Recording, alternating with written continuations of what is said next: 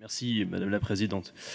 Les accords de préservation et de développement de l'emploi ont été introduits dans le Code du travail par la loi du 10 août 2016. Ces accords permettent à les entreprises de déroger d'ores et déjà aux dispositions légales qui régissent l'organisation du temps de travail des salariés sans même devoir justifier de difficultés économiques.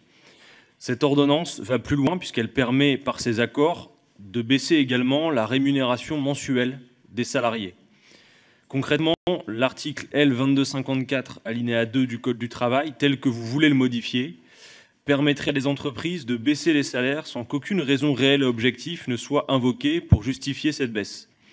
Les salariés seront sans doute heureux de savoir qu'une fois ces ordonnances appliquées, leur salaire pourra diminuer selon le bon vouloir de celui qui fixe le cadre et les conditions des discussions, c'est-à-dire l'employeur. J'ajoute au passage que sur la question du dialogue social, encore une fois, il ne s'agit pas de dire que le dialogue social n'existe nulle part, mais quand vous en faites la promotion, très clairement, il y a également dans vos propos la négation du rapport de force qui existe et du lien de subordination. Cette logique dangereuse va accélérer la course au bas salaire, au dumping social, dumping que nous voulons combattre au niveau européen, que vous réintroduisez au niveau national, mais même au sein même d'une branche.